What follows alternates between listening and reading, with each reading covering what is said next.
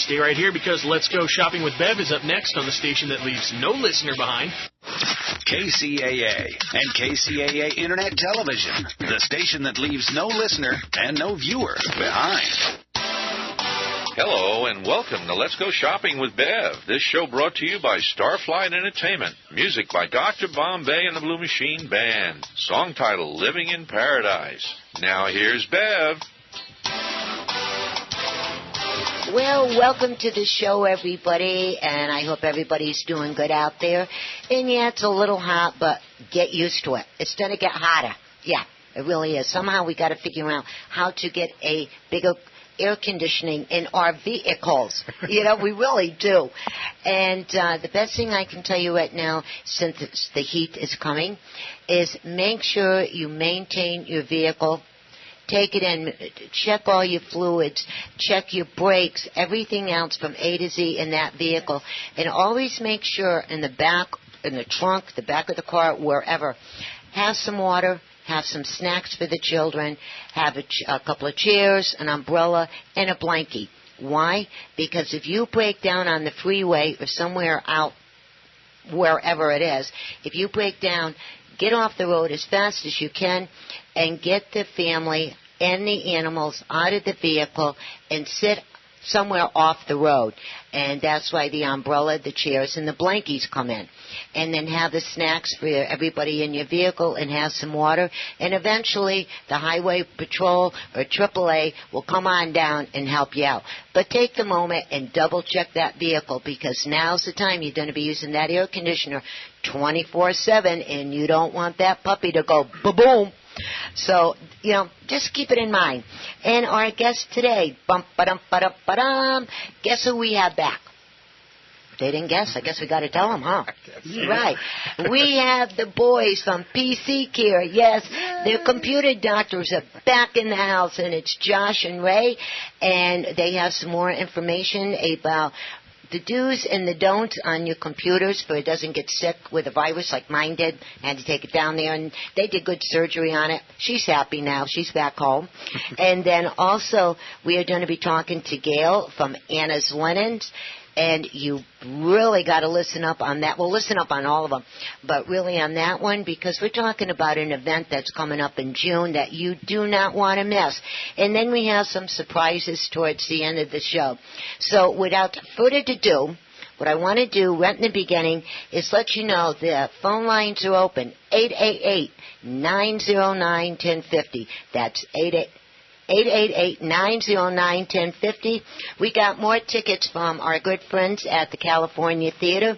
And on Saturday, June 15th, 13, of course, at 8 p.m., Hats the Musical is going to be playing. I read up on the story about this, and this one's going to be way, way, way, way cool. If you like musicals, you're going to love this one. And it's about a lady, and believe it or not, she says that she's 4.999-year-old woman dealing with her next birthday, the big 50. So this one is really going to be absolutely hysterical. So if you would like some free tickets, call 888-909-1050. And Rob is our board op today. Hi, Rob. And hey, hi. And he's going to be on the phone, so if you want the tickets, call in. Give him your name, phone number, and address. You come down to the station between Monday and Thursday from 9 a.m. to 3 p.m., and you can pick up your tickets, and you can go down and have some fun. Oh, yes. Now, the doctors are up.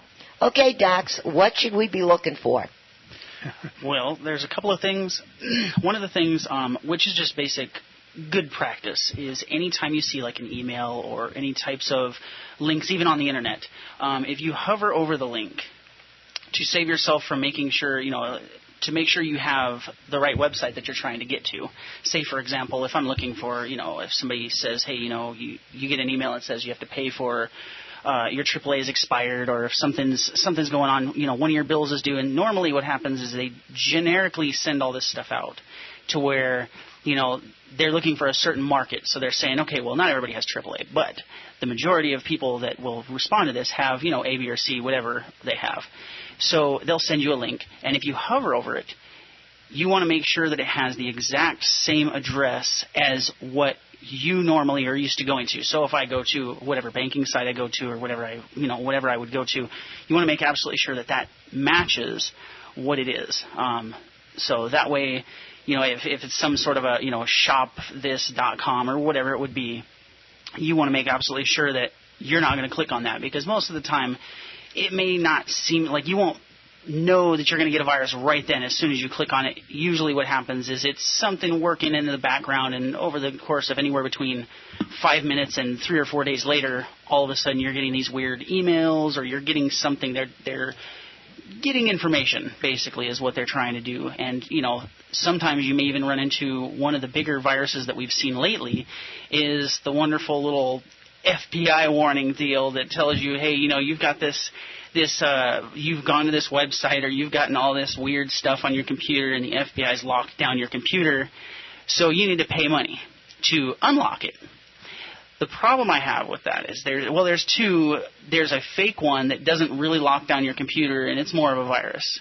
And then there's another virus that's basically in the same purpose, but it really does lock down your computer. The problem is they're both scams. One just happens to really lock down your computer. And so they're already violating a lot of things here, and then you don't want to pay them any money to unlock your computer, because they may not, but either way they have your credit card information. So that part immediately is just a no. And I haven't run across, and I've dealt with this one a lot lately, but I've never run into the one that has completely really locked down your computer. And from what I've read, unfortunately, there's no way to unlock that. Why not? Well, they've had, and I don't remember exactly which site this was on, but they had kind of it was one of an FBI person where they were kind of talking, like, because they encrypt your computer. And encrypting is basically kind of like putting a super padlock on your hard drive, in a sense, and without that combination, you can't get access to your files. They kind of use protection against you, so to speak. Well, that's not very nice. Yeah. I haven't seen that one lately. Well, I haven't actually seen that one in the wild yet. I always run across the one that doesn't really lock down your computer, which is, to me, is actually a good thing, because obviously I don't want to run into that one. But that one is literally I would say until it changes, because they change constantly. So, they obviously update their software, which I don't call it an update. But they update their software, and occasionally they make it better, so to speak. And then, it makes it harder to remove. The ones that I've found typically aren't too big of a deal, because I have a lot of experience dealing with that particular one. So, but that one right there, usually you don't have to, wipe your computer out. You don't have to lose all your data. You don't have to anything that they say on there. You don't have to do that. You may have heard rumors as far as the laws that had passed, a while back, where, there's I think it's a 3 strikes law. They keep saying whether it's a 3 strikes law or a 6 strikes. Basically, they just limit your internet and things like that. I haven't run across that at all. And as far as I know, they don't lock down your computer, and they're not even allowed to lock down your computer. But those are just a simple. You have to call into the your internet provider, and basically, kind of hear the repercussions that they run a list of things of, this is why you can't do this, this is what you, and usually that's it. But there's no amount of money that's transferred. There's no, we need your information, we need your credit card, we need anything like that. It's just a matter of, calling the company that you're already familiar with, to say, hey, my internet's not working, and usually they'll tell you why the internet's not working. So, well, then, like we were talking there the other week about this, now it would be good with anybody, how many computers you have. Mm-hmm. Some have 1, some have 50. It doesn't make any difference, right? Then that's where it comes in that you should have a backup. Yes. Right? Put it on the thumb drives or another computer or whatever. So if anything like this happens, they can't jump from one computer to another one, because if your other computer is not turned on or it's on a thumb drive, then they can't get that info, can they? As long as your flash drive is not constantly plugged into your computer, there's always the risk of having the virus transfer to another device, or even, like an iPod, an iPad, something that is able to be written to. Mm-hmm. But if it's not plugged into there, and that's kind of the plus side to doing your own backups, so to speak. The online backups and things like that are very, very, very good. The downside is because it's a instant backup, if you get a virus, it's backing that virus up. And Lord have mercy. There's been a couple times where it's actually helped when people do their own backup as well, and that's why I always recommend, kind of what I call the bulletproof backup, where I have an online one, mm-hmm. and I have mine that I back up, and because, sometimes I'm lazy and I don't feel like doing it, it actually works in my favor, because if I got the virus today and I hadn't backed up for a couple days, well, now my backup does not have my virus. And when somebody does have a virus on their computer, mm-hmm. And you can't give them chicken soup, of course, because it's a liquid, right? Yeah, that won't work well. too good. Right. And so with that and the backup that you have, now mm-hmm. I'm just learning all of this lingo, so if I sound ridiculous, I'm sorry, but I'm learning, right? All right, you can have your thumb drive, mm-hmm. right? And that's into another computer, yes. right? The thing that people got to remember, when your computer does get sick, don't take your backup and put it in the same computer, right? Exactly. Okay, go and have your chicken soup somewhere else, right? Yep. And then if it does get sick, they got to call you guys right away. Yes. Right? Yeah, we have... Oh, go ahead. Well, I was just saying, and that's one of the things, is we don't want you to wait until you have a problem before you call us, because by then it's too late. Yep. We are very, very proactive and preventive in nature, and would like to get involved in your life before it happens, and we can start doing some updates and checks with you and make sure that you have the appropriate things so that it doesn't run into a problem later on. But I wanted to I do the sales and marketing for PC Care, and if I could for a moment, I'd like to tell you one of the reasons why I got involved with PC Care. Go right ahead. Okay. So I believe it's imperative for each and every one of us to do everything that we can to reach our dreams and goals and our full potential in life. And because when you think about the history of this earth and the billions of years that it took to form, the 70-so years that we get on this planet is but a pimple, a mere moment in time. So, life is short, and I believe we need to do everything we can to live life to its fullest. And I think that technology is a way that we can not only reach our potentials, but we can also reach our possibilities.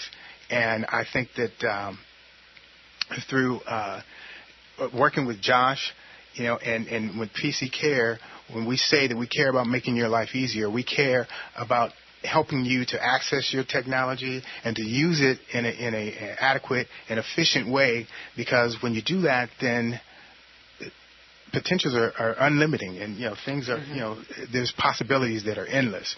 And so I'm really, really fortunate to be able to work with Josh, because one, Josh is a genius when it comes to technology, and happy to be associated because great things happen, and amazing things happen when you have that 1-2 punch.